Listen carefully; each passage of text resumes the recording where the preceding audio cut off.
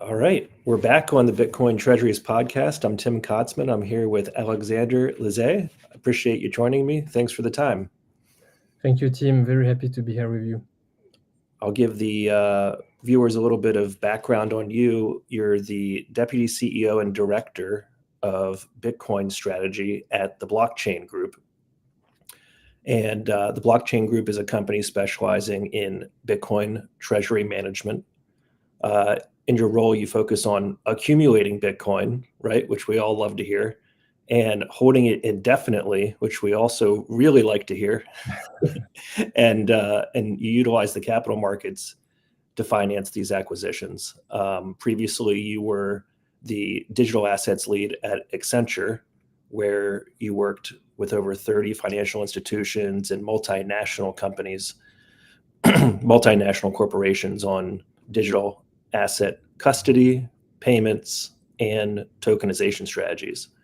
And certainly you're also active on social media talking about Bitcoin and related topics. So I guess with that as a background, could you share with us a little bit more about your background, your journey to Bitcoin, and then what the Blockchain Group is up to as far as your approach to accumulating and financing the Bitcoin holdings, and speaking to the capital structure or whatever else you'd like to share? Absolutely. So effectively, as you said, I'm a Deputy CEO and Director of Bitcoin Strategy at the Blockchain Group. It's the first Bitcoin treasury company over in Europe. We are fully focused on increasing Bitcoin per share over time. And that's also my full focus, fully focused on raising capital and increasing Bitcoin per share through our accumulation of Bitcoin. And prior to joining the Blockchain Group, I also started my career at EY, the big four firms, as an economist, where I used to work with half of the 40 biggest corporate treasurers in France as an economist on their international intragroup transactions, cash management. And it was, I think, back in 2020, during COVID, that I discovered Bitcoin. And at the same time, I was seeing treasurers waste billions and billions of value in monetary funds while we had negative interest rates.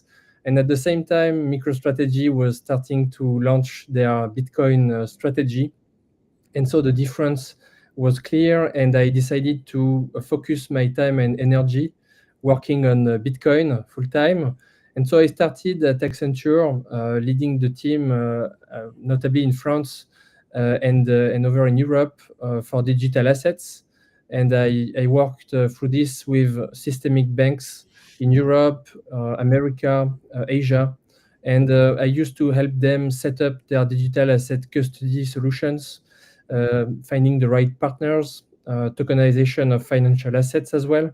And that's where also I discovered that everything would come down to Bitcoin, even tokenization of financial assets. And so through this, I also saw how Bitcoin was being adopted at scale by financial institutions. I was already a Bitcoin maximalist from back 2020, and basically Michael Saylor class 2020. And of course, all the other Bitcoiners that helped me along the way. And so I was contacted by a Blockchain Group to implement the MicroStrategy playbook at the European scale. So I, of course, said yes, accepted the challenge.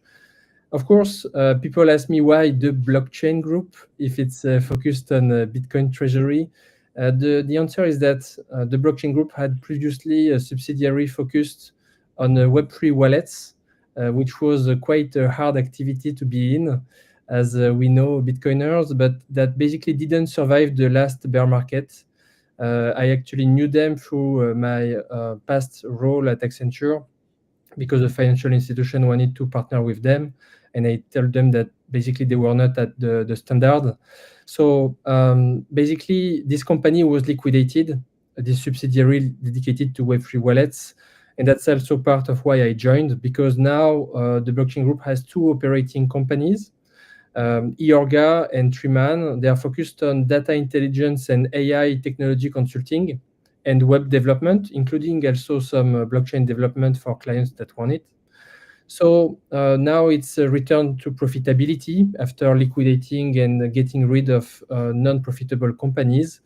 And so I determined that this was a good situation with a profitable company now and group with strong foundations and an activity that is quite in a good sector with data and AI, to launch a Bitcoin treasury company strategy fully focused on Bitcoin.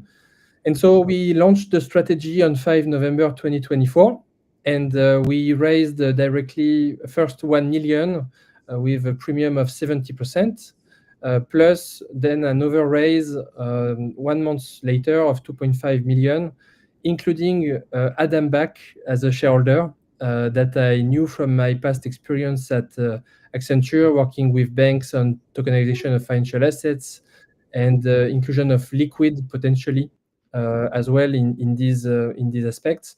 So Adam Back joined us, and we are very glad to have him on board. We also have, for example, Yves Chauffati through his personal holding that join us.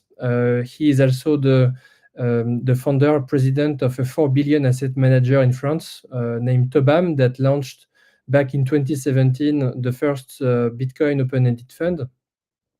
So we have strong shareholder base fully dedicated to Bitcoin, and also we have a board that is dedicated to this strategy with Ludovic Chauchin-Laurent, who is the co-founder of Capital Union Bank, the largest independent bank in the Bahamas, and Jean-François Descaves, he's an ex-asset manager, and also Jean-Philippe Quesada-de-Pax, who is the CEO and handles the operational activities, of course.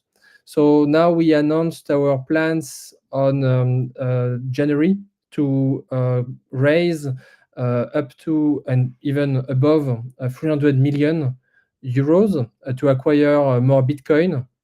And so we have a general assembly on 21st February to have the authorizations needed to implement this capacity plan to acquire more Bitcoin.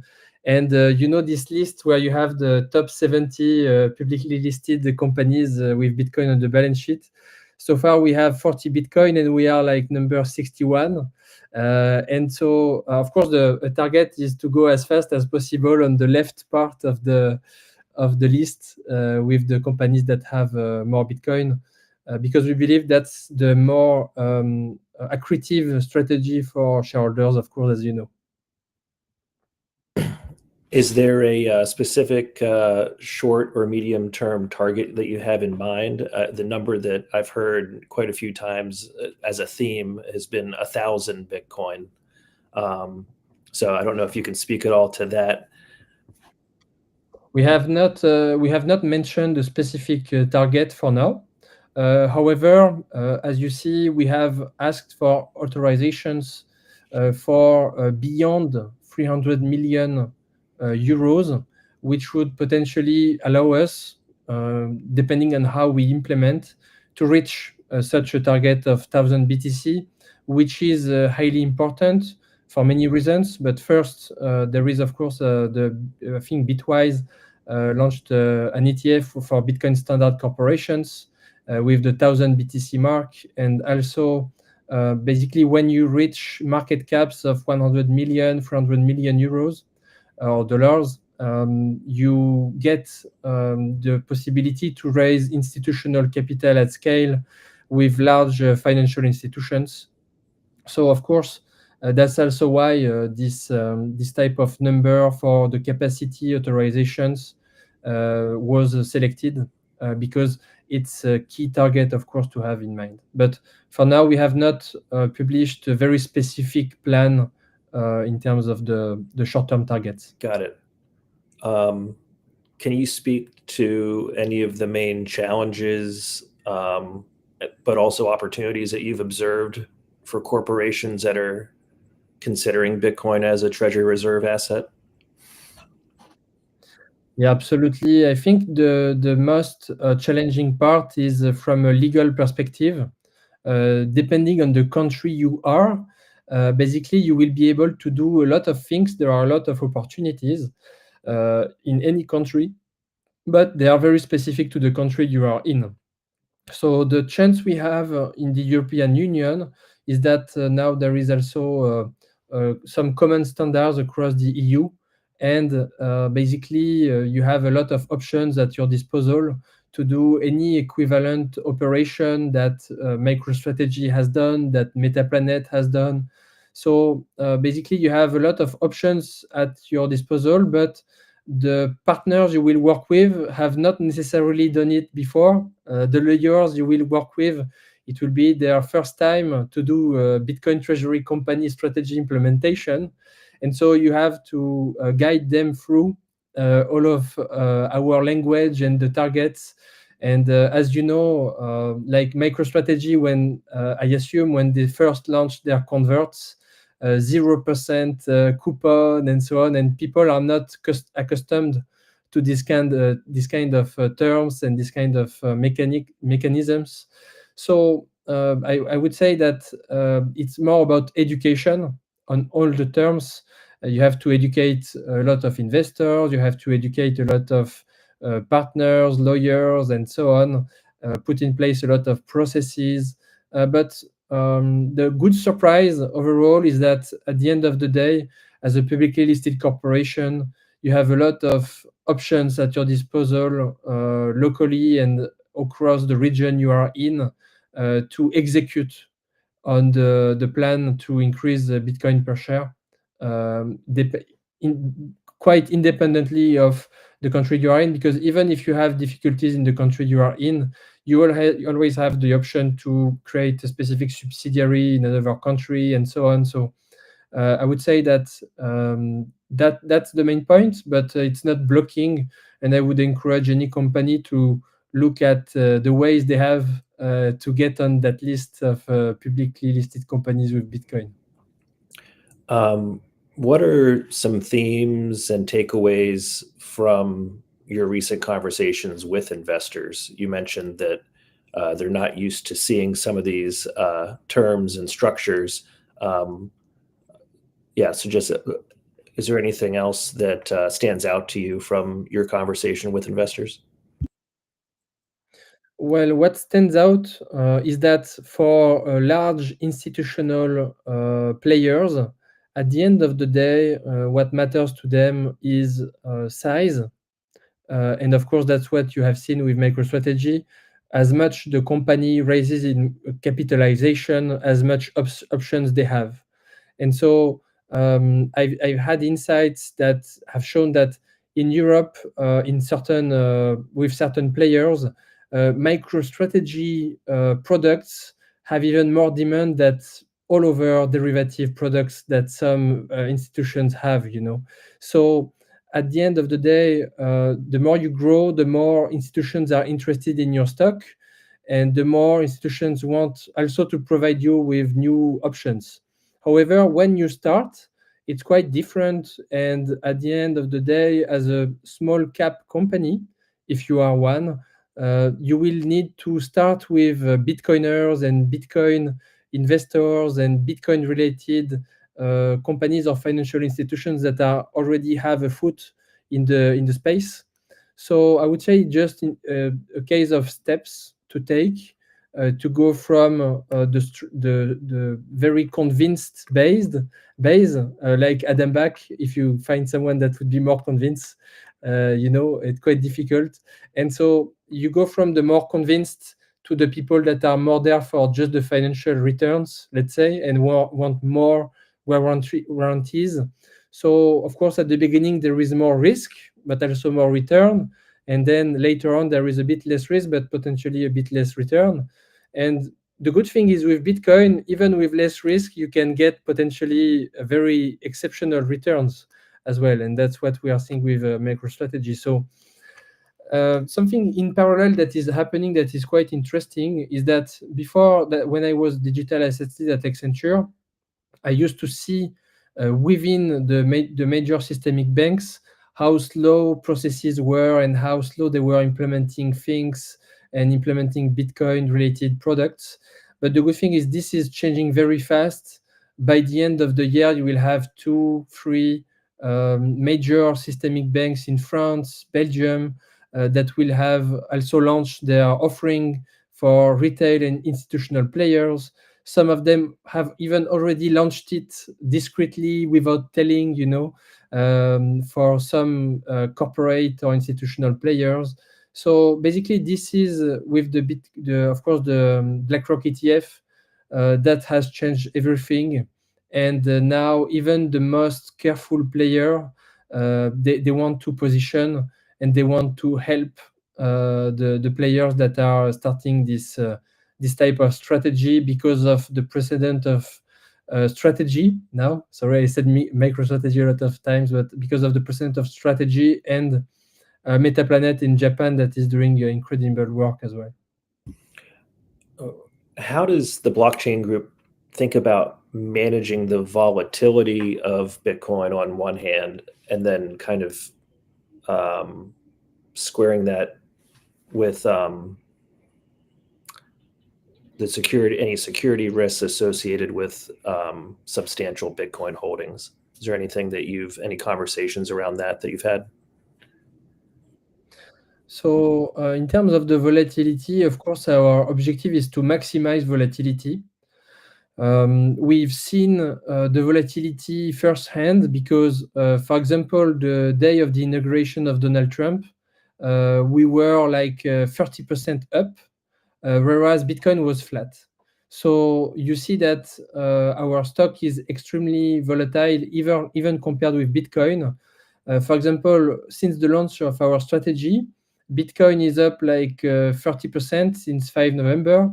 We are up between 150%, 250%, and Metaplanet as well, for example. MicroStrategy is more tracking Bitcoin since the launch of our strategy, but that's mainly because I think they are preparing more things to come, and they have been focused a lot on the ATMs. So this will potentially change as well.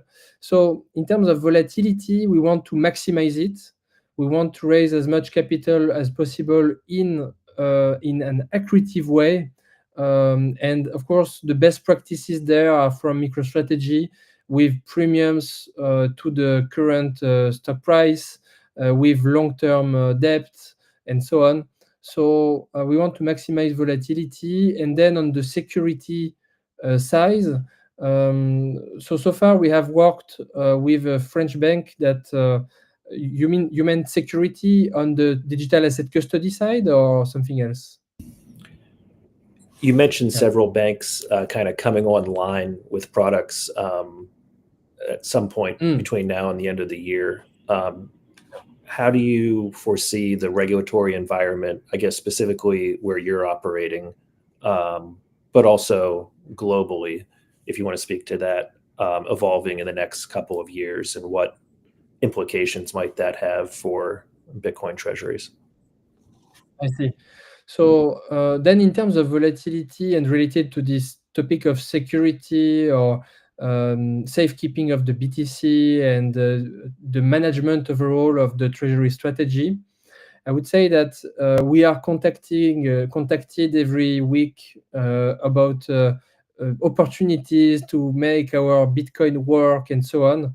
And we are relentless in the fact that we don't touch the Bitcoin.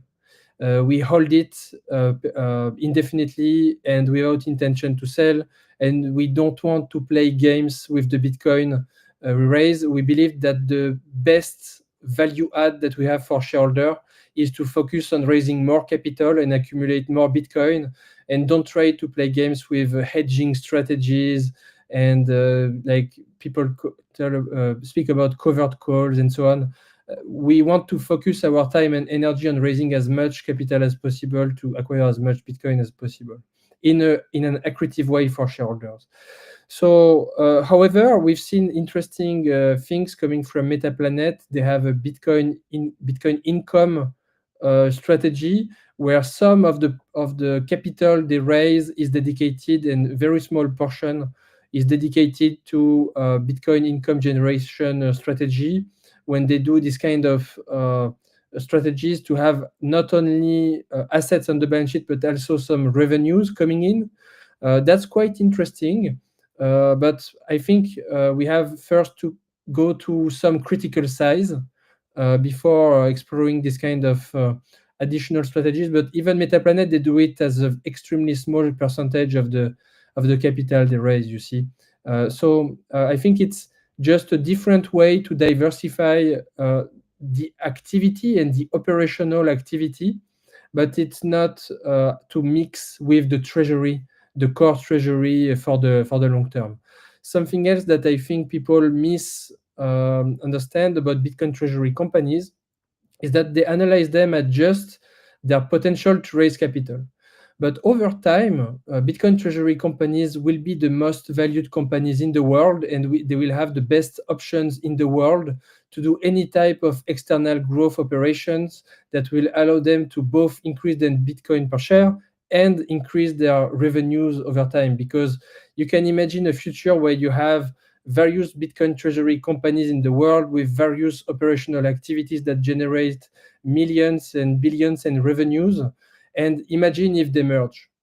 Well, you will have massive gains that will be created for shareholders, because from the point of the operation, you might get only from the operation an increase in Bitcoin per share, plus a gain in terms of the capacity of generating revenues over time. So we've seen that with miners that have started to have some M&A activity. And I think maybe for the next cycle, but over time, we will see this kind of activity as well develop in the Bitcoin treasury company landscape. And then on the security side, for the custody of the Bitcoin specifically, we have chosen, for example, Banque de Lubac in France for the first raise that we have done, because first it's not a huge amount of Bitcoin, and compared with the balance sheet of the bank, it's completely reasonable. And they use a technology partner called Taurus in Switzerland that is really not the gold standard, but the Bitcoin standard of custody technology in Switzerland, from what I've seen so far with the work I've done with banks. And so many banks have developed capabilities, but many of them have had regrets because they have partnered, for example, with Metaco that's been acquired by Ripple.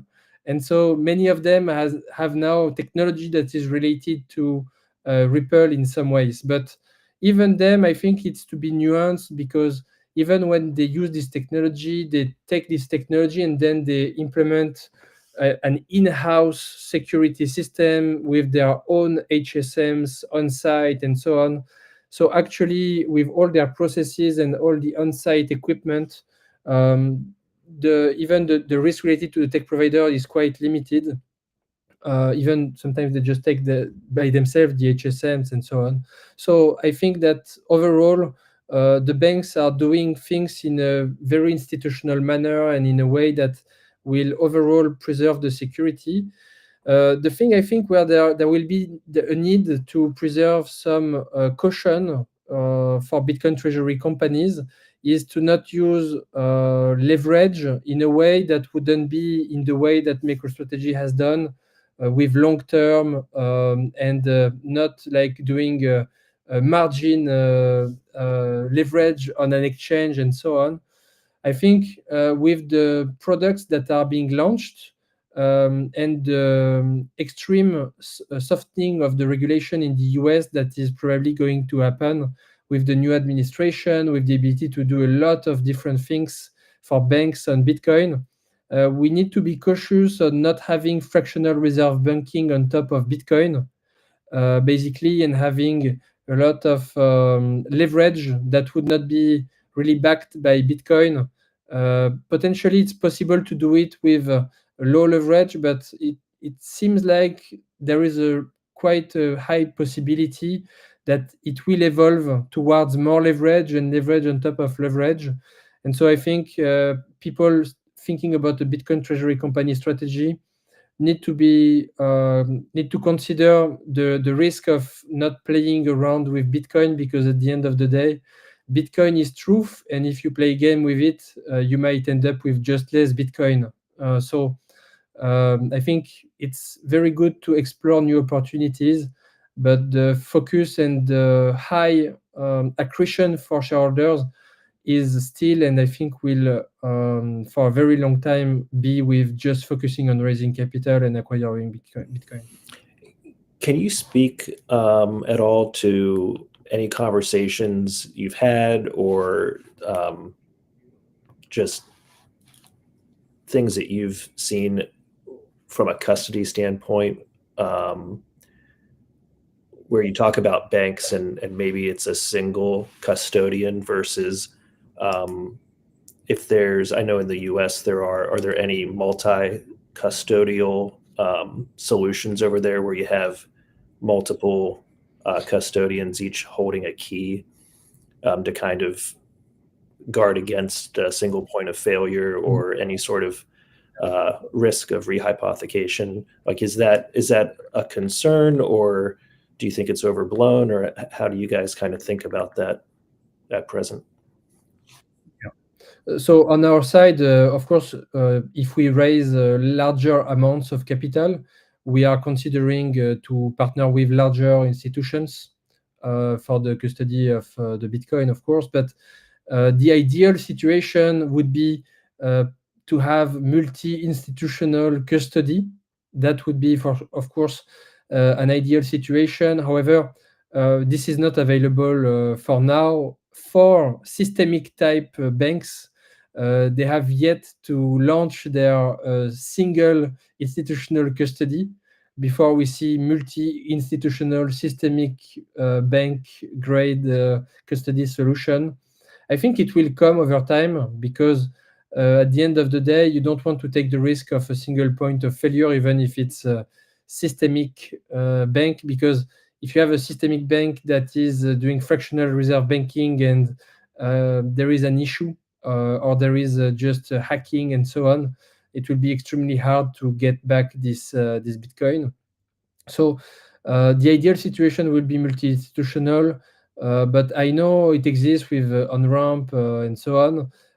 It's just that for publicly listed companies that want to implement this solution, many times the easiest solution for them will be to go with an institutional banking player that will do the work for them, like MicroStrategy has done. I think with he's mentioned multiple times the likes of Fidelity, Coinbase, and so on. So I think this will evolve over time.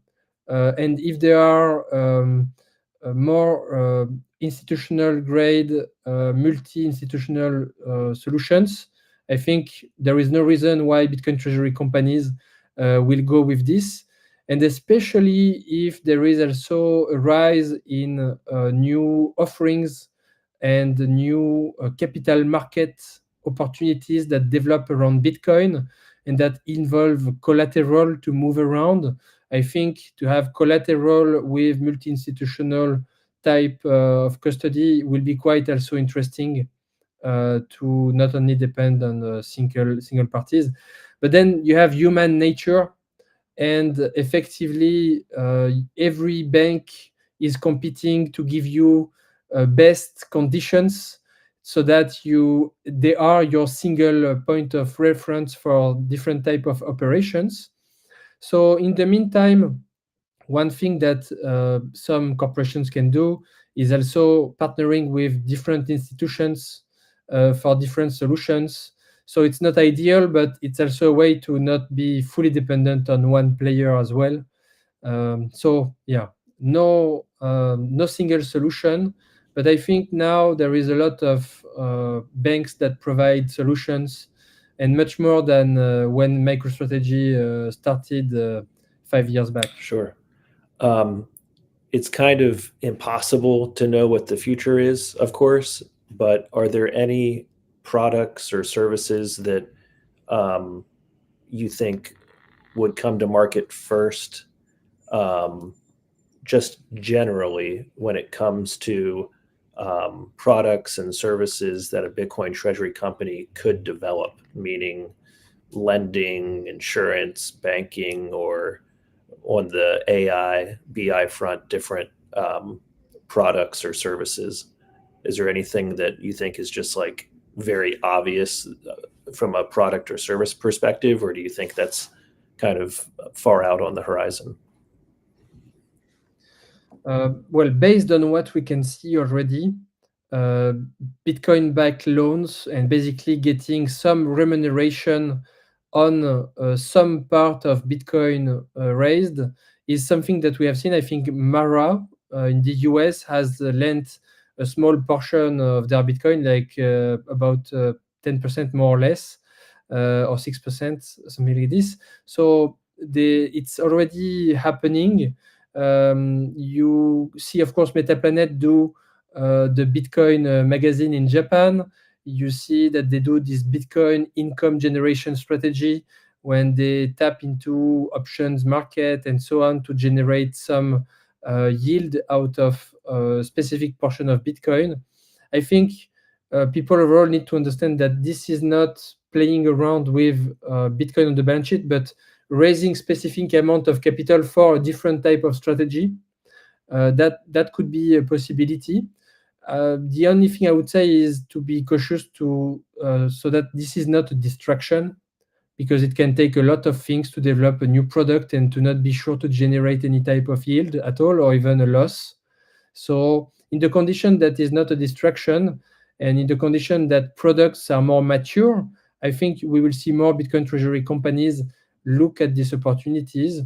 And then something that people completely underestimate is the role that Bitcoin treasury companies will play in digital capital markets, because tokenization will happen on top of Bitcoin at scale, because this is where there is the most digital capital, and this is where it makes more sense to issue any type of securities at scale and with confidentiality, with Liquid, for example, as a solution that provides efficient and secure way to do confidential transaction in a tokenized way, and that can be exchanged with BTC natively.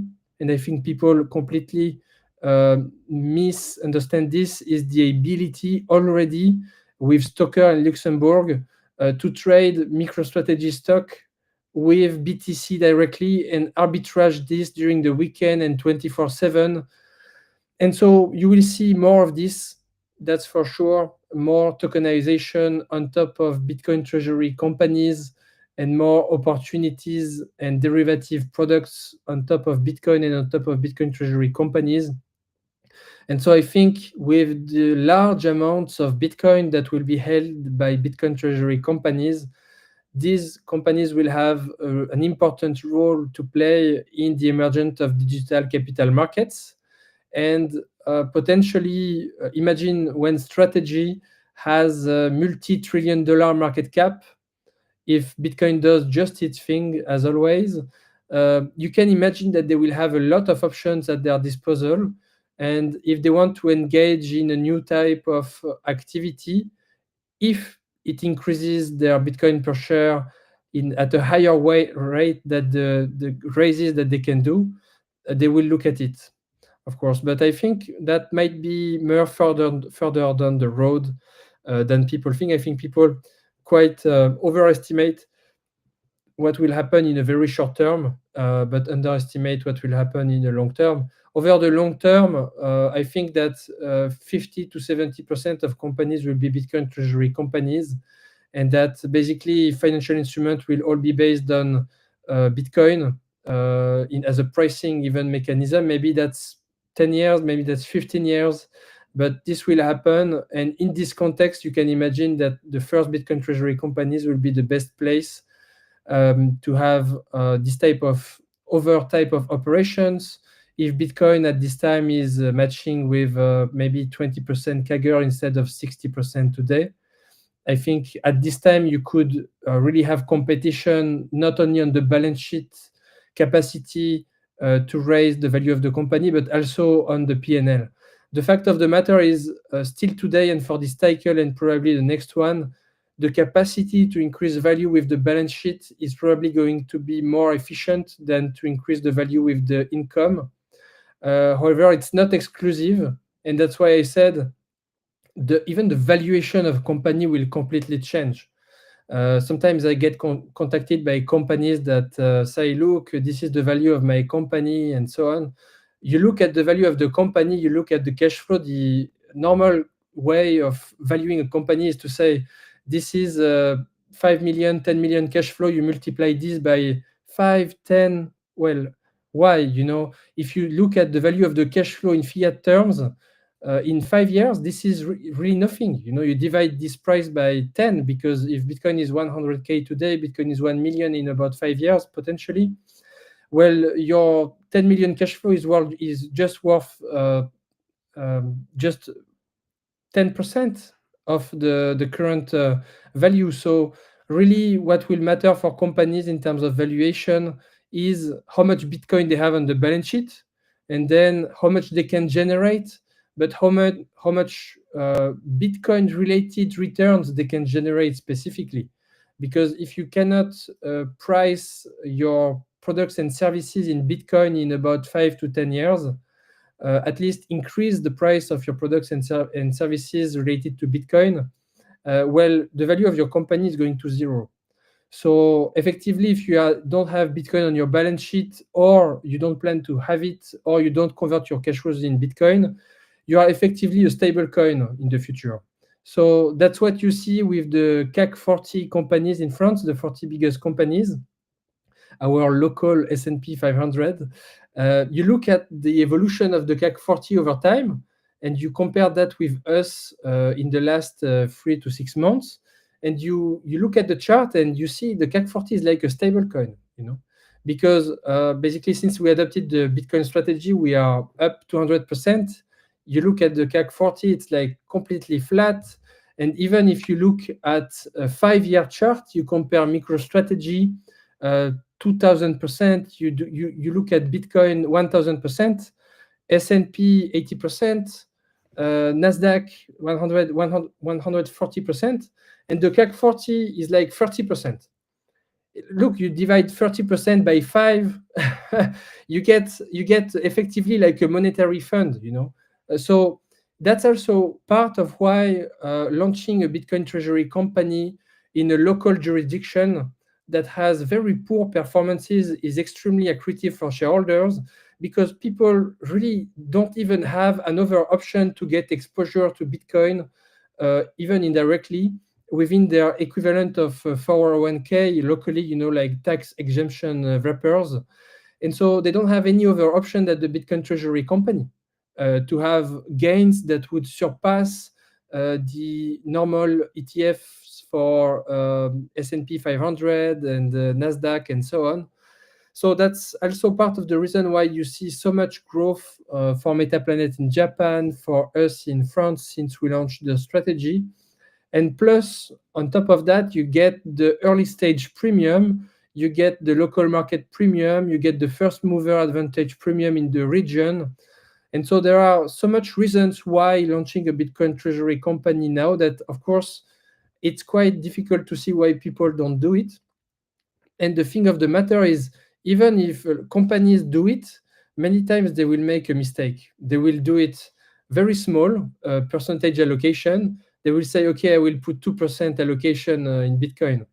Okay, but that's like the example Michael Saylor gave in some way. It's if you have 100 units of capital and you have the choice with Zimbabwe currency and US dollar, you will not put 5 units in Zimbabwe currency. You will not put 95% of your value in Zimbabwe currency and 5 in the dollar as an insurance policy. You will put as much possible in the dollar, So with Bitcoin, it's the same. And I see there are a lot of companies that have Bitcoin on the balance sheet in the world, but very few of them have a large portion of their long-term capital in Bitcoin, because they don't understand the fundamental difference of Bitcoin versus the rest of assets. And on top of that, many of them have Bitcoin and other crypto assets, which is, of course, a complete misunderstanding of the absolute scarcity of Bitcoin. And on top of that, even if they have a large allocation, they are not focused on the treasury side on increasing Bitcoin per share, which is the worst thing you can do as a shareholder or the owner of a company, is to not have a dedicated person in your company fully dedicated to increasing Bitcoin per share for any operation you do. I mean, today, if you are a company and you do an M&A operation and you don't increase your Bitcoin per share, what are you doing? So I think over time, companies will realize this. But when I was working with financial institutions, I saw a staggering number is that you have 85% now of European and American systemic banks that have opened access to Bitcoin directly or indirectly through the ETFs, through the digital asset custody solutions, and so on. But you have less than 5% of corporate treasurers that are still really considering Bitcoin as part of their balance sheet. So we are extremely early. When I say 5%, it's not even 5% putting Bitcoin on the balance sheet, it's 5% considering. So you just only see now GameStop potentially and other companies starting to consider Bitcoin. But people think they are late, and what they don't understand, it's like this is potentially like 2017 equivalent for the adoption of Bitcoin by financial institutions. It's extremely low for corporate companies. So for companies starting now at less than 5% adoption of the asset by corporate treasurers, you will see massive adoption over the next 5 to 10 years that will allow these companies to be placed in a way that will be extremely advantageous to do any type of activities, even on the operational side. And then on the AI activities, of course, that's something that we are looking at because we have data and AI technology consulting activities. And so I assume that over a certain period of time, there will be a lot of synergies between Bitcoin capital markets and AI solutions. You can see already with the Lightning and the inclusion of stable coins on top of Lightning by Tether, and the inclusion of potentially AI applications. I'm pretty sure that at some point you will have Bitcoin treasury companies. Maybe that's further down the line. Maybe it's 5 years at least. But potentially having the Bitcoin used for processing payments and so on for Lightning and increasing the capacity, for increasing the exchangeability and the transferability of Bitcoin at scale for financial institutions and so on. But I think that's really far down the line because the key use case for now is store value and, of course, exchangeability over the world, but the adoption by financial institutions and now corporates. That's a long answer to the question, but that's what we see over there in Yeah, Europe. I super appreciate it because sitting here in New York, I don't really know what's going on over there. So I think it would be helpful for a lot of people to have that context. Could you walk us through your view on quantum computing and the potential risks and also the potential risk mitigation options? It seems to be a hot topic either from time to time or all the time, depending on what social media you're watching. Yeah. Well, I recently gave a course at Polytechnique in France. It's like the French MIT. It's the most prestigious engineering school in France. I was invited to give a course there for top students on Bitcoin treasury companies specifically.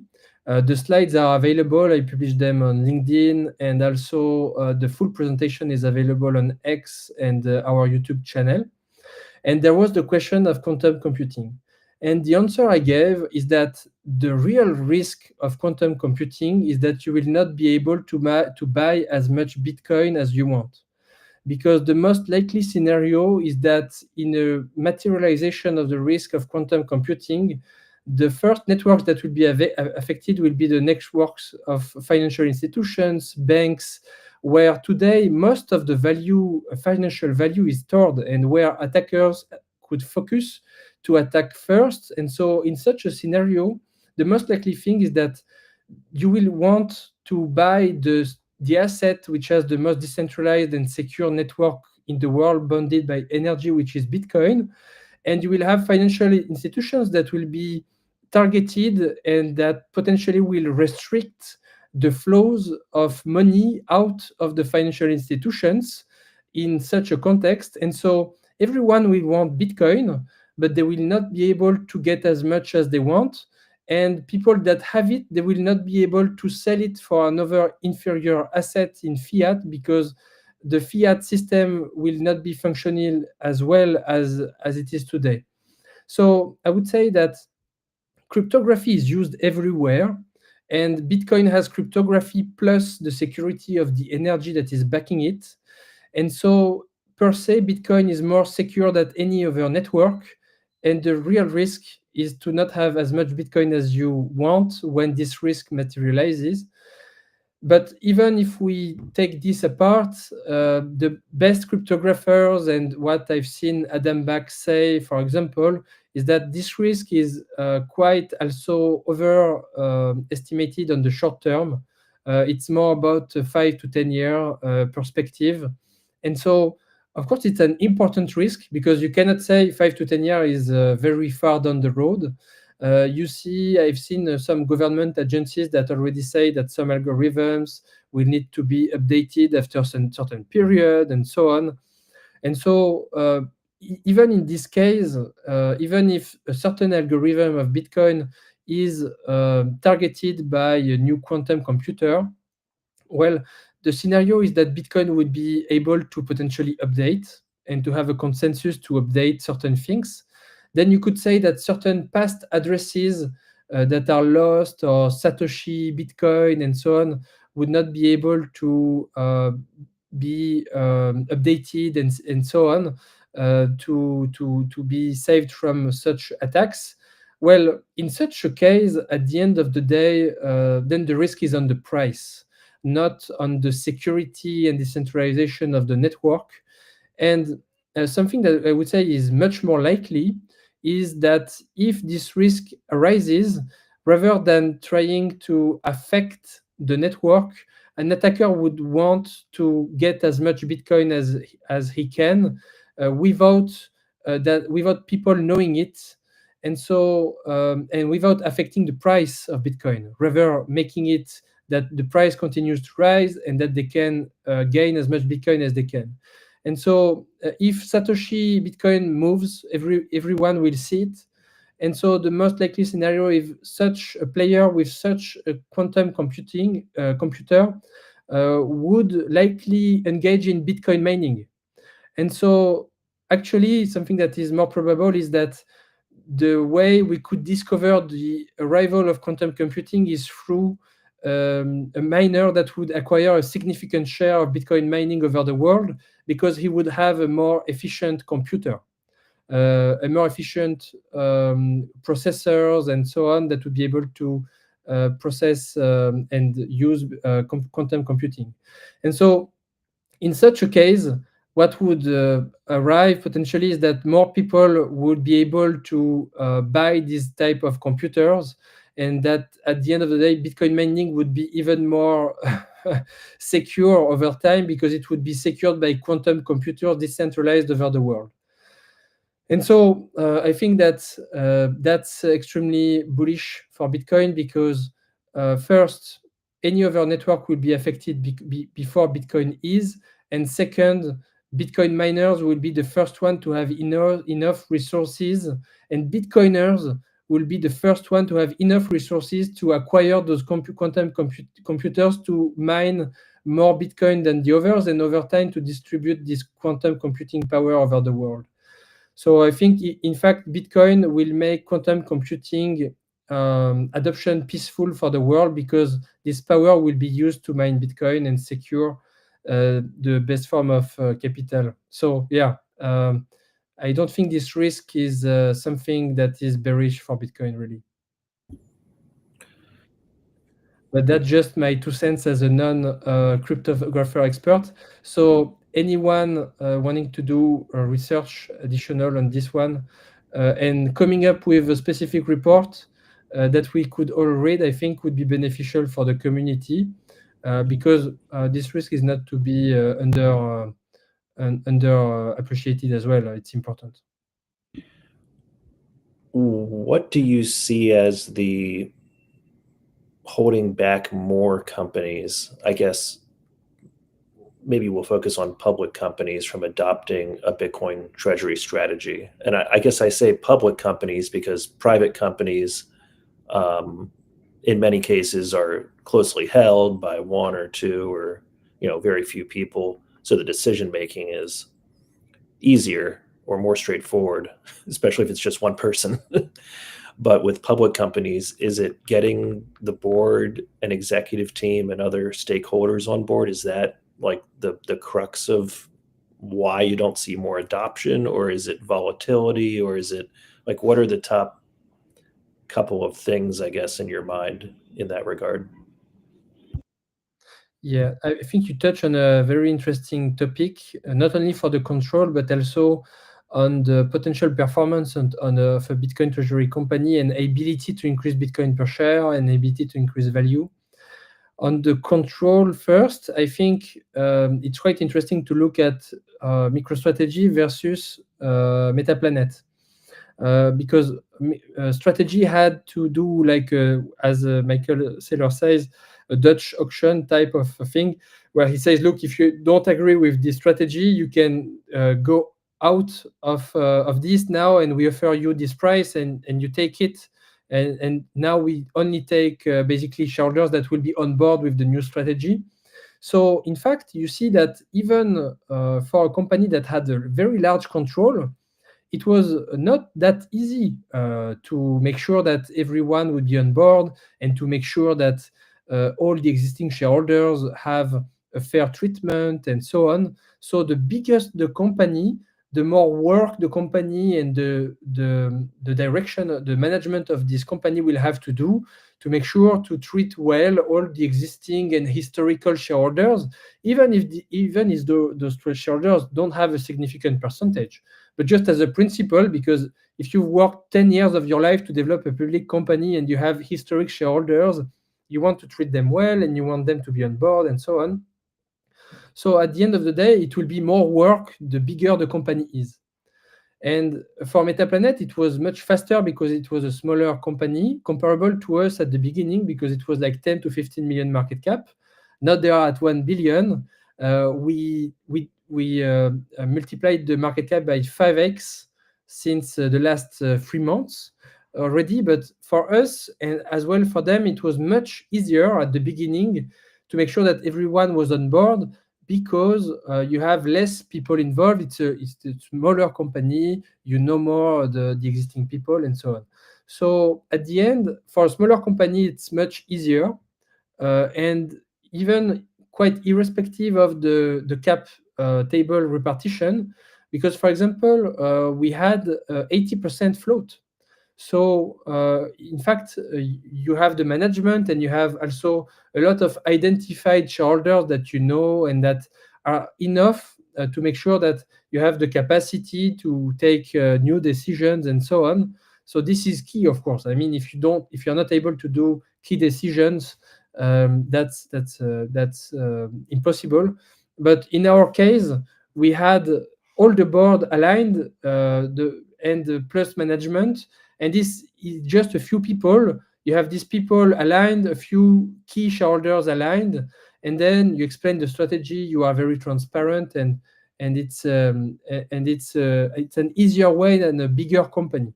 And then there is not only an importance on the control, but also what is interesting is even if it's a bit difficult at the beginning for a big corporation, and even for a small corporation that doesn't have a lot of control, even if a corporation is not in a position of Michael Saylor with at the beginning, I think 70 or even plus percent of shareholder control.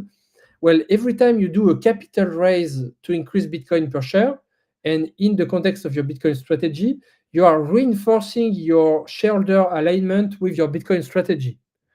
So in fact, as much capital you raise with the Bitcoin strategy in mind, as much shareholders aligned with the strategy you have. And so as much you reinforce the alignment of all shareholders and your capacity to continue implementing this playbook. So that's interesting for the control, but that's also interesting for the value and the potential returns of Bitcoin treasury companies. Because in fact, and that's a reflection we had with an investor, is that the smaller the operational business of the company is at the beginning, the fastest the potential return it can get, because the Bitcoin net asset value is much more important rapidly than the operational business in terms of the market cap, very rapidly. And so you have much more market discovery very fast in terms of the net asset value with the market cap and the premium.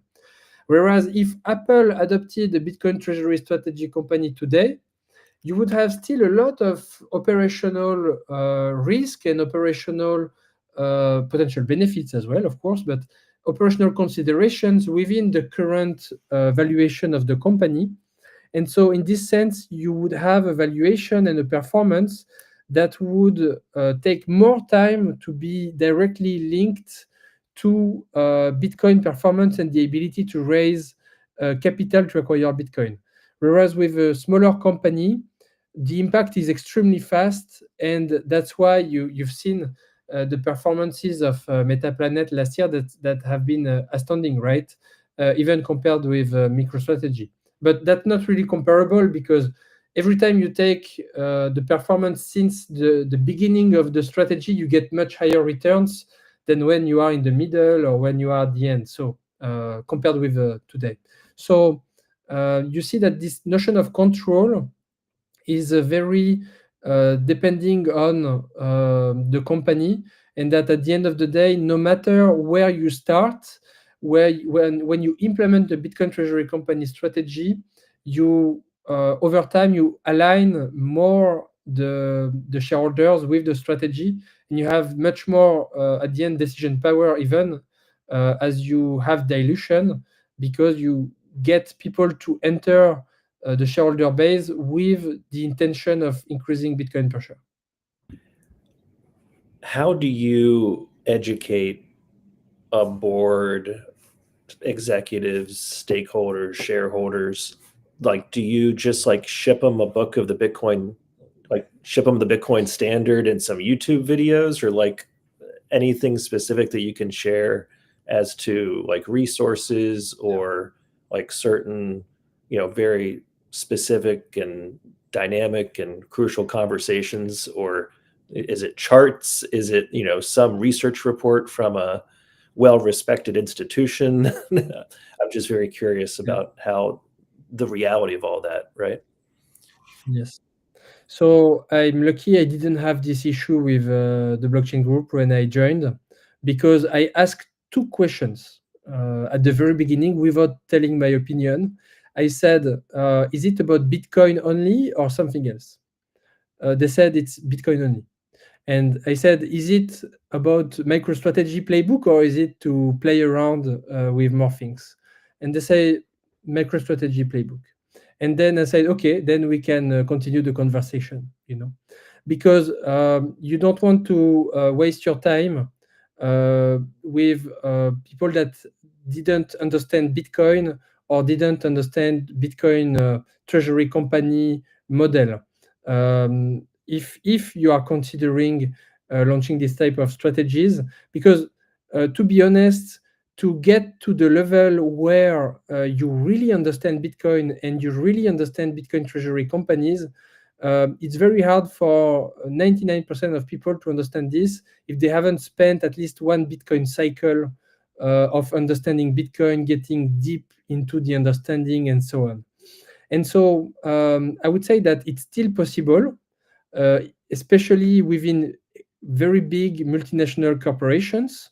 And that's what I was doing in my previous job as digital asset lead at Accenture, is that I was working with some corporations and financial institutions to help them understand the value of Bitcoin and how it was different from the other type of assets and so on.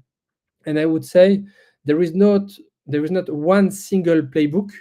Of course, Michael Saylor managed to do this by sharing a lot of content, and you need to keep educating people and so on. But the most efficient way I've done it with C-suite level executives that the most important financial institutions and corporates, is that you need to go to where the people are and where they start. And you need to ask them a lot of questions, and they need at the end to come to their own conclusion based on the facts. So the good thing is that before BlackRock, you had to go through this very long process of understanding and nudging people towards the right answers and so on, and give them the right material. Now the good thing is the career risk has shifted because BlackRock is full on Bitcoin, and Fidelity as well, and so on. And so now the burden of proof is on the person that doesn't believe in Bitcoin. So before, when you said Bitcoin is the more secure and decentralized network over the world, it's the best store of value, and so on, you had to prove it to C-suite level executives. You had really to take hours and hours of slides to say why this was true, despite the fact that many financial institutions were not agreeing with this formally. Now, with many financial institutions agreeing with this formally and putting out these statements, the burden of proof have shifted, and you can save a lot of time because you can say, look, this is the fact. If you want to say otherwise, then you can talk with BlackRock, you can talk with Fidelity, you can talk with Franklin Templeton, and good luck fighting against their thousands and thousands of employees that now are dedicated to selling Bitcoin to their clients because it's the best store of value. So I think the education work is much more facilitated now that we have the biggest financial institutions on board, and even now the US government potentially, I hope they will have really a Bitcoin focused strategy for a long-term investment. So I think that this has shifted, and as Bitcoiners, we should also be cautious because there is a possibility where this shifts again if major financial institutions have over interest and they start to make the promotion of products that would have less ethical standards as Bitcoin. But overall, even over time, even if such things happen, Bitcoin will win over time just in the free market anyway, because it has the best technology for store of value. So for people starting to think about the strategy at boards and trying to convince boards of this opportunity, I would say that there is one chart that is just a home run for any conversation. Is the chart of Michael Saylor, where you have Bitcoin 60% CAGR, Magnificent 7 30%, S&P 15%, and everything else going out to zero and even negative effective returns. And this one, you cannot argue with it. So people say, you can say, look, it will be different in the future and so on. But the fact of the matter is that this is how you can get ahead of the competition. And if you don't adopt this asset, you will be completely obliterated by the 300 million people that are adopting it already.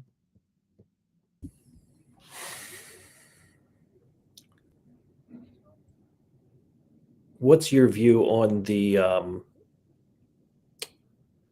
strategic Bitcoin reserve in the US and the announcement through executive order of a sovereign wealth fund? Like, what's your kind of view and base case on how that could potentially play out? So I think that if the US was going really to go very hard on Bitcoin acquisition, they would do exactly what they are doing. They would not say it specifically before they are in capacity to execute on an acquisition. Because, of course, if the US says today that they are going to buy X amount in 6 months, the price will explode, and you can really argue that this wouldn't be the best way to do it for American people. This would be the best way to do it for foreign nations, really, because foreign nations could be able to execute before. In any case, foreign nations are already executing before. You can see it already with smaller countries. But I would say that this is exactly what a country would do. So, and with the perspective of a publicly listed company, I can say that there is a lot of things you cannot say before it is really possible to say it. It's published and so on, and there are a lot of things that you cannot do because you need to wait for certain elements. For example, we would love to acquire a lot more Bitcoin very fast and faster than it's possible, but the fact of the matter is we have to wait for authorization and the capacity of the shareholders with a general assembly and so on. And so you cannot say that an operation will happen before it happens, basically. So what we do, however, is provide as much transparency as we can when we have the information. And I think that's what the US will do as well. But I think it's quite early. I think it will take some time. I think it's positive that it takes a bit more time because the US has a separation of power, and there is, of course, debates to be had. There is discussions between representatives of elected people and so on. So it's quite normal, actually, that it takes a bit of time. We would love the US and, for example, France, in my case, to buy Bitcoin just now and just acquire the Bitcoin already. But you also know that even for standard people, if you acquire Bitcoin right now and you don't understand Bitcoin, you will make major mistakes, because if you don't understand the asset before buying it, you will then panic and so on. And I think the states can panic as well. So I think it's good that a state like the US takes the time to consider it. I think it's extremely positive. Even if we stay as we are with just a strategic stockpile, it has legitimized a lot the asset class over the world. Even in France, um, uh, there are already politicians that are thinking about positioning on the topic, and you have seen already a politician in Europe to start to position. And of course, the US and Donald Trump and Senator Cynthia Lummis and Howard Lutnick and so on, uh, positioning strongly in favor of Bitcoin specifically. It's a very good thing for Bitcoin. Everything is good for Bitcoin, but this is accelerating adoption at a scale that people don't see, because financial institutions, many of them have taken a decision after Donald Trump election already. So people don't see it, but a lot of financial institutions since Donald Trump election are working day and night to launch their offerings, and it takes a lot of time. And so overall, I think the current situation is extremely good because all financial institutions are lining up to provide the infrastructure needed to adopt Bitcoin at scale. And the US government eventually will acquire it either in a matter of months or anyway at some point in time, because they will be forced, because other nations will have done it before. So in both cases, it's bullish. If they do it now, they will benefit much great a lot.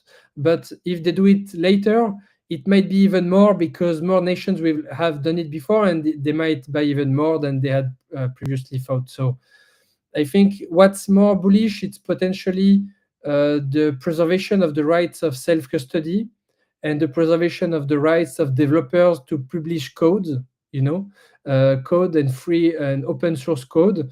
And I think this is an extremely important standard for the US to bring to the world. And I'm very happy that a lot of people have pushed for this, because now it can become a potential standard for other nations like in the EU, when where people love regulation. And so if they can inspire themselves from these rights of self-custody and publishing open source code. I think that's in and of itself the best win that we've had, and that was more important than buying Bitcoin, because the most important thing is that there is private sector Bitcoin adoption. Nation state adoption is a natural consequence, but it's not needed for Bitcoin to succeed. How do you see AI and Bitcoin working together? I think one or several people have made the case that you'll have AI agents interacting together more and more and using Bitcoin as the natural solution, as the global digital currency. But are there other kind of obvious or top line use cases in the AI space that maybe are not part of the mainstream conversation or narrative yet? I think the intersection with AI and Bitcoin will take more time than people think. However, it's highly possible that we will see interaction with the payment side of things quite fast. But I think in a more experimental and early stage way. I think the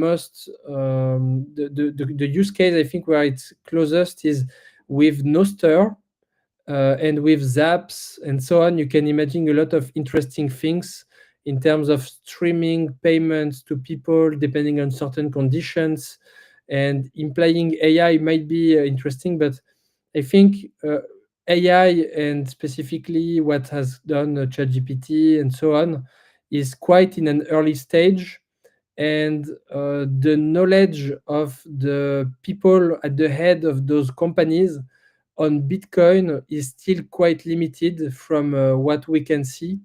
And so I think it will take some time before it materializes. However, I agree that if there is one global currency that could be adopted by an AI, it will be Bitcoin at some point. It might be just an application on top of Bitcoin. It might be Lightning as a layer. It might be a stablecoin on top of Lightning. But ultimately, the true stablecoin is Bitcoin itself. One Bitcoin is one Bitcoin. So I think over time, AIs will use Bitcoin, but it's very early. When I was working with banks, they were just starting to think about how to use ChatGPT. So, and they hadn't still put in place their offering for digital asset custody and Bitcoin offerings. So I think it will come from maybe startups starting to do some relationships.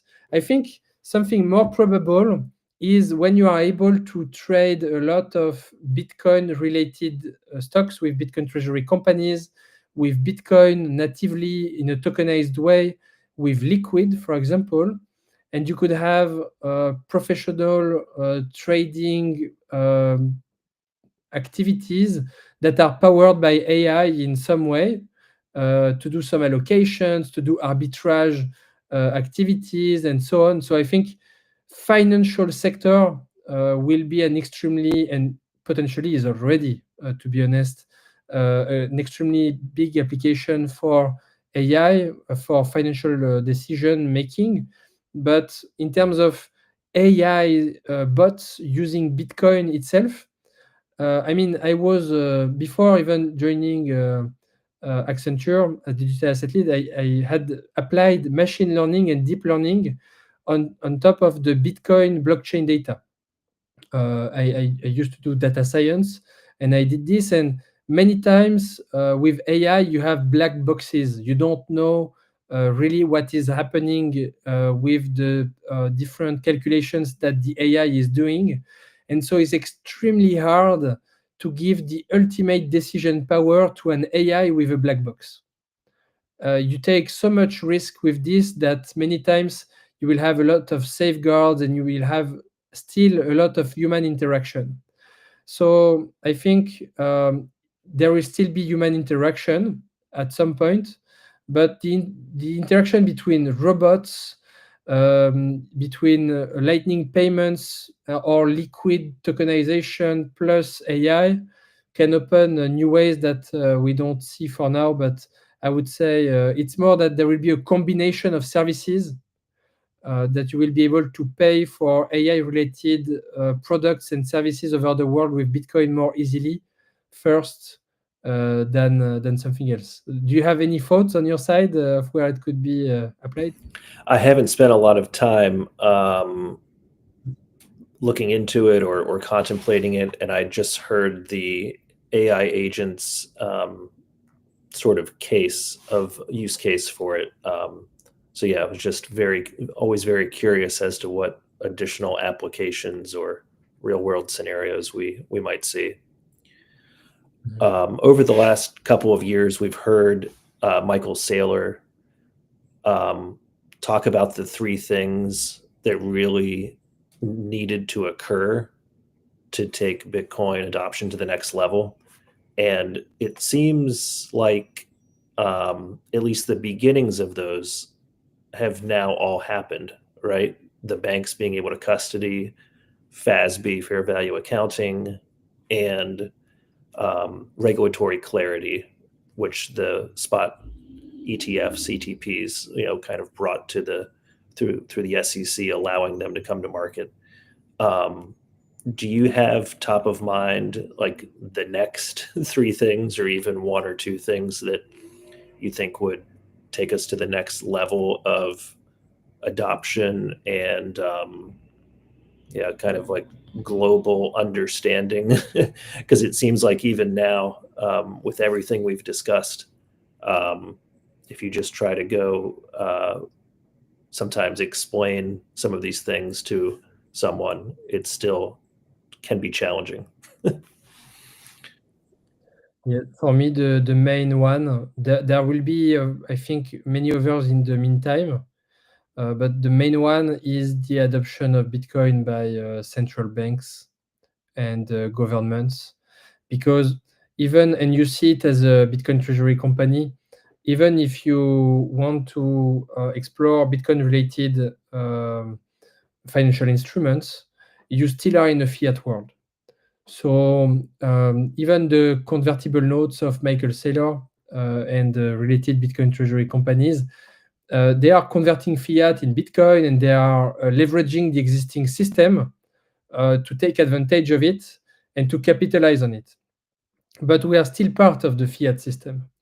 And so that's why the strategic reserve is quite significant, because it would really unlock a potential step towards having central banks that would relate to Bitcoin in a very different way. So you already have this movement in the US emerging, where regulators will be now very favorable to the industry overall, but really coming back to a real Bitcoin standard from central banks themselves will unlock a lot of things, because central banks and governments still see Bitcoin as a threat. They think that using Bitcoin from a government perspective or from a central bank is a threat to the fiat currency. And so in some ways they might have a point, but in another way, the logical reasoning is that as much Bitcoin a country has, as much the fiat currency this country has will be powerful. Because if you don't have Bitcoin, you are just a poor nation. So if you are a poor nation, you have a very poor currency. And so today, Bitcoin is very small in terms of market cap compared with other assets, 2 trillion versus 900 trillion, right? But in a world where Bitcoin becomes 20 trillion and then 100 trillion, 200 trillion, as a central bank, as a government, if you don't have Bitcoin, you are just a poor government. So I see the unlock is really not only the strategic reserve, but really to have Bitcoin as a standard store of value and a standard currency and capital network for the financial system as the key to really unlock a Bitcoin standard type of economy. It seems like it will need like 20 years to get to this step, but it could be really accelerated, honestly, by the US with a strategic reserve that would become a huge part of the nation net worth. So I would say that the key step is this one. And I say that from a European perspective, because if we had a central bank with the BCE, the ECB, that would be very favorable to Bitcoin. It would change completely a lot of things in our economy. So maybe we would be less poor as a continent first, but it would unlock a lot of things because you could price and transact in Bitcoin with anything, you know. So that's why people have been very deceived by, you know, the recent a bit setback with El Salvador with the IMF deal, where basically you had to downgrade a bit the legal standard of the country. I know it's still there in terms of the acceptability and so on, but it's not mandatory. So I agree with the non-mandatory aspect because you want freedom in your country. But in terms of the standard, if the US were to have the same standard in terms of balance sheet for a nation as El Salvador, that would make a huge difference, and that would really create something that would be hard to estimate in terms of the impacts. People think the impacts would be possible to be priced in, but it's quite impossible, really.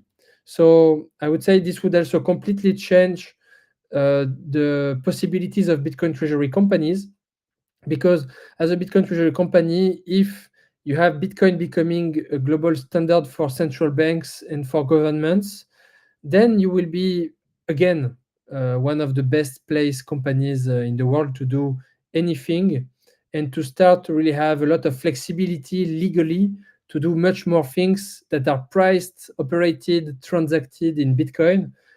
And actually, at this time, you could see much more interaction with AI, because in terms of regulation, I think there is a lot of work to be done to have more freedom to innovate with both Bitcoin and AI, actually. I really appreciate you taking so much time with us today. I'll send it over to you if you have any closing thoughts, and if you could tell everybody where they can find you and the blockchain group online, and if there's any specific resources that you recommend to others. Sure. So, well, I work for Bitcoin. That's my whole focus in life, because I believe that's the best value add for me, my family, my friends, colleagues, Bitcoiners over the world, society, and the world. So, if I can help in any way, I will be very happy to do so.